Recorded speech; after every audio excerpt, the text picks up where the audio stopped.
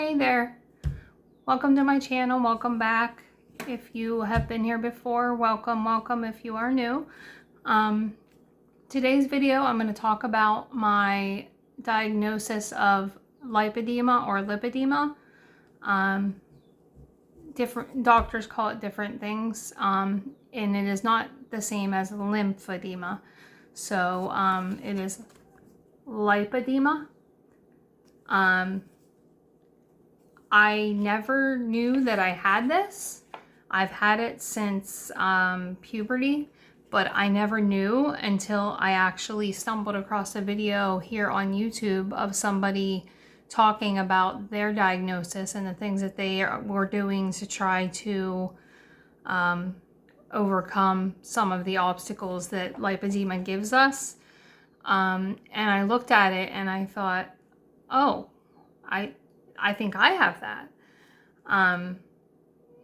Amazingly enough, it has been, you can go back 50, 75 years and they're talking about lipedema, but it is just not diagnosed. And a lot of healthcare providers don't know anything about it at all. And if they do, it's very little. So there, I'm gonna link in the comments the lipedema.org. They will for free send you this brochure, which is like tells the average person about lipedema, what it is, what you can do to help it.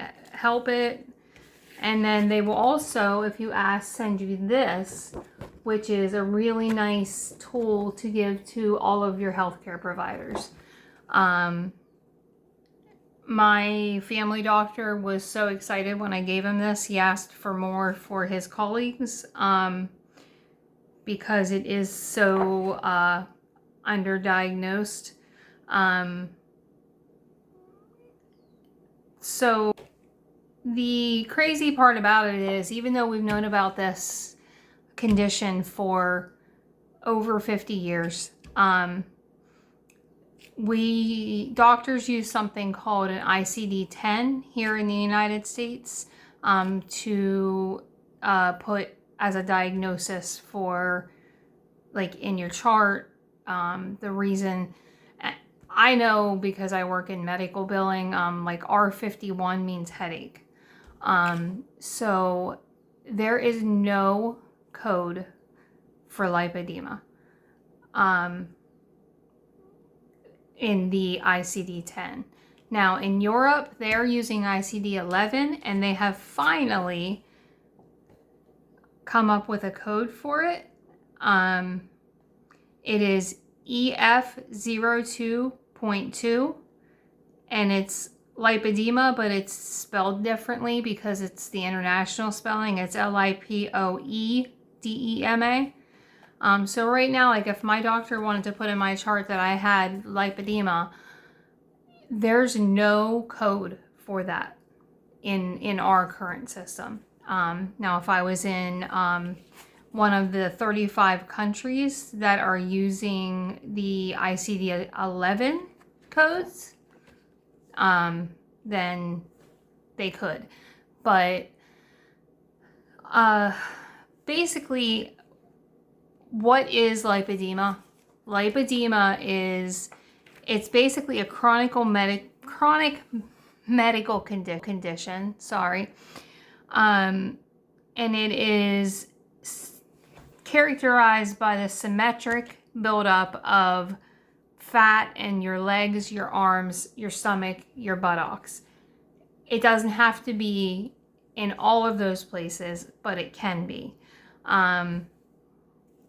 The big difference between lipedema and lymphedema is that lymphedema is fluid. Lipedema is basically balls of fat. These balls of fat cannot be exercised away. They cannot be dieted away. They are basically encased. And I have, my legs are the worst for me. I do have it in my arm, and it's easier because of my bat wings and losing weight to actually feel. I can feel like the hard ball of it in there. And because of that protective coating that is around all these little hard balls of fat, that is what makes it impossible for me to just exercise it away or diet it away. The only way to get rid of it is if you find a surgeon that knows anything about lipedema and they do liposuction. So sucking it out. That is the only way to get completely rid of it. Surgery is a big step. And also, I mean, we don't even have a code for lipedema. So insurance, I tried. I live in East Tennessee. The closest lipedema specialist to me is in Atlanta, Georgia. I did travel there. I had to pay cash for my first visit, which was $250. And basically she came in, she looked at me, you strip down to your bra and underwear basically, and she looked at me and she said, yep, classic presentation, you've got it. You've got like stage 3, it's in your legs, your arms, and your stomach, and your buttocks, and you know, so the first thing that we're gonna do is we're going to try to get your insurance to cover some things for you that will help. And then we're also going to try to get them to cover liposuction. I was lucky in that they did cover leg pumps for me. So I did get leg pumps.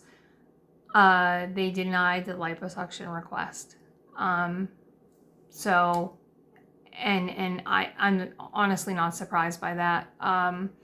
They considered it cosmetic. I even had to write like a report, you know, like I was in high school again, you know, it affects me in the following ways, you know, it's painful, it makes your legs feel heavy, it makes walking harder, you know, you go through the whole spiel and tell them, you know, how it affects you, and then the doctor, the specialist, actually, you know, does like a one-on-one call with your insurance company. I have United Healthcare, and basically the answer was still no, we're not going to cover it. So if you want liposuction, basically know that that's going to be something that you're going to be paying out of pocket for, and there's no guarantees that it isn't going to come back in different places. I mean, it permanently gets rid of what they suck out when they're in there, but they don't know enough about it yet. There hasn't been enough studies done. So, you know, surgery is a big step. The conservative treatments for it, it can be confusing. It's bad when I had to go to my doctor at the age of 39 and say, hey, I think I have this. And I gave it to him. And he, you know, listened to me and asked a couple questions. And unfortunately, there's no test for it. There's no blood test. There's no imaging studies. They can diagnose you with it basically by performing an examination and reviewing your medical history.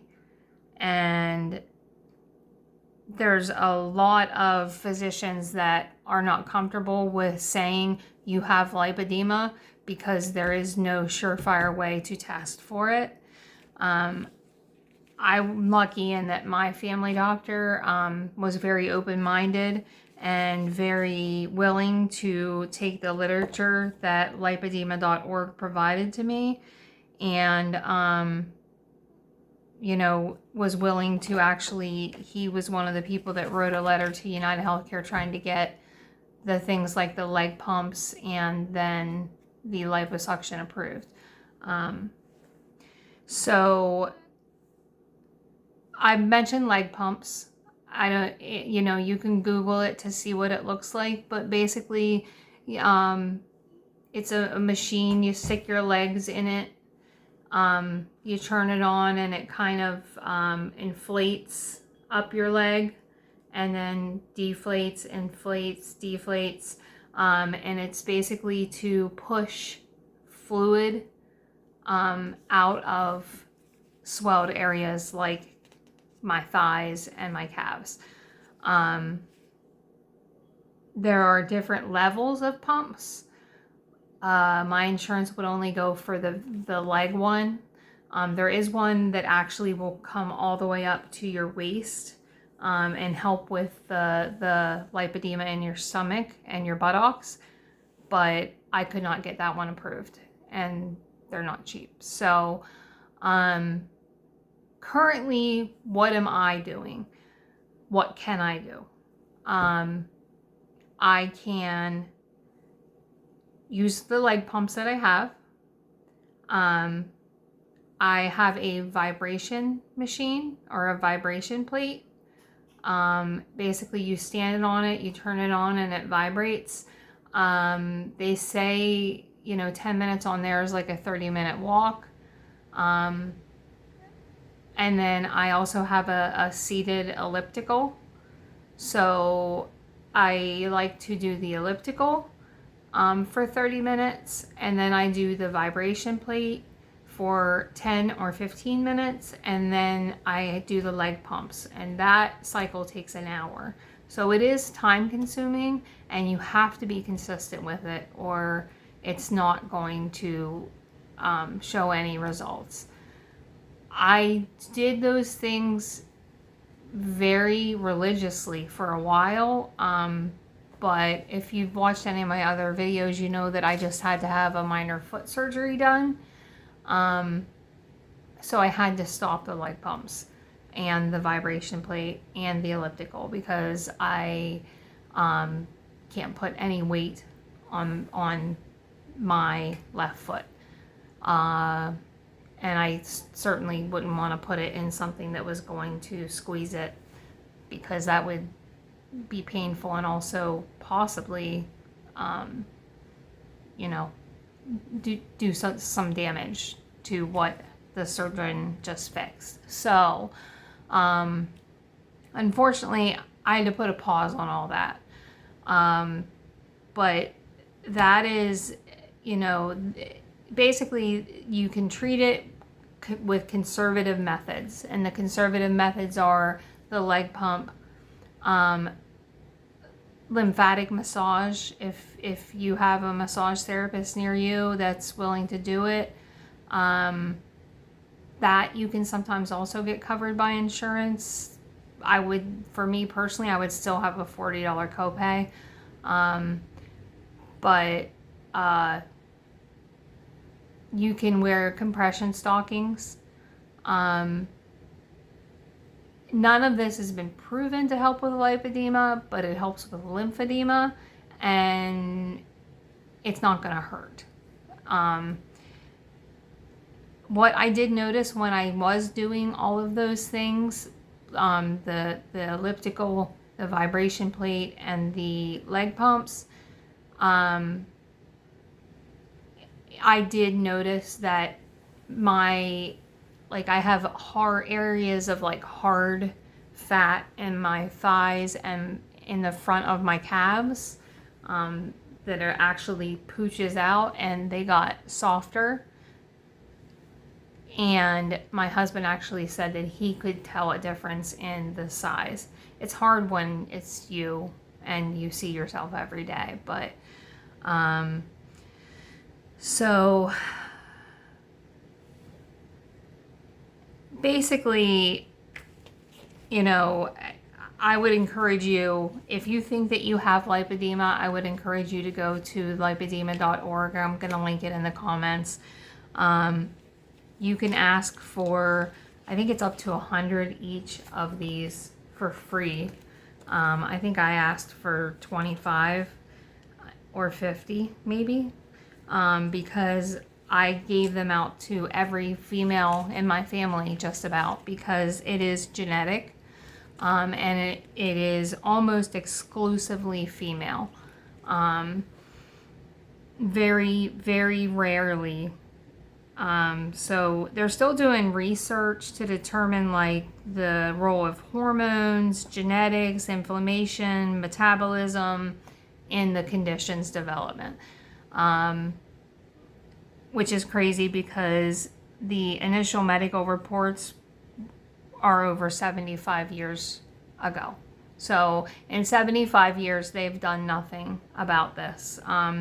We were told you need to lose weight, you need to exercise, you are obese, you know, and while yes, I do need to lose weight and exercising is always good, it's not going to make my lipedema go away. Nothing is going to make it go away. I can just do things to help manage it. One of the signs of lipedema is easy bruising. I had my foot surgery 3 weeks ago tomorrow, and you see that's where they had the IV. I've constantly got marks on me. If my nephew's dog walks across my lap, I have footprint black and blue marks. So yeah, it is, and you get, it's hard to describe if you don't have it. If you do have it, you're gonna know exactly what I mean. Your legs feel very heavy, kind of like trying to walk like in the sand or walking through molasses. So the things that I can do is the things that I've already mentioned, and then also eating a low inflammation diet. It's all tied together. The inflammation is tied together with lipedema. So when I follow a low inflammation diet, I definitely feel better. My legs feel better. There's less pain, less heaviness. So my legs are never going to be skinny. My arms are never, even if the only way I'm getting rid of this fat that's in here still is if I were to get, the surgery where they cut your bat wings off, and I'm not going to do that. Just personal decision. And then, so you're just basically trying to reduce inflammation and improve your lymphatic flow, and emotional support is a big one. Like finally knowing what it is that you have. I have 2 daughters. One of them has it, one of them doesn't. I have 5 sisters. They all have it or had it. I have one sister that passed away. Some of their kids have it and some of them don't, depending on if they took after their mom or their dad. So it is definitely a genetic thing. But it's awesome to have the resources and to know that it's not your fault that you have this condition, and you could be at a perfect weight, perfect BMI, and you would still have the big legs, the big tree trunk legs and calves and the stomach. There's so yeah, I just wanted to jump on here and just say, I have lipedema, what I'm doing for it, and provide the link for anybody who thinks they may have it or know someone who may have it. The stuff that they send you is very informative. So it basically, you know, talks about quality of life. Is it obesity? No. Obese fat occurs throughout the body, and lipedema, the fat occurs in the limbs, sparing the hands and feet, which is true. And then people with early stage lipedema typically do not have diabetes, high cholesterol, or high blood pressure. I don't have any of those things. So, you know, it's not, you know, unfortunately, there's not a lot that you can do about it. But what you can do, you should do, because I will tell you that it does help. The anti-inflammatory diet, the consistent use of the leg pumps and the vibration plate, and then I'm lucky enough, I work for a chiropractor. We have a red light bed. Red light is a way to treat inflammation. So I, as one of the perks of working there, I can use the red light therapy bed as well. And that just improves blood flow and helps with inflammation. So it's all about doing all these little things that add up to a better quality of life. So hopefully that makes sense to everybody that's listening. If you're still listening, you can click on the link below that I'm going to put for the lipedema.org. You can request your own information so that you yourself can go to your PCP, doctor, whoever. I gave one to my chiropractor, which is also my boss. I gave one or a couple to my family doctor. And then anytime like I went to the orthopedic surgeon, I gave him one too, because I think that the more people know about it, the more people talk about it, the more research will be done, and maybe they can figure out a way to get rid of these painful little balls of fat without having to cut you open and suck it out. But yes, that's what I wanted to talk about today. And if you made it this far, I appreciate you. I thank you for listening, and I will talk to you in the next video.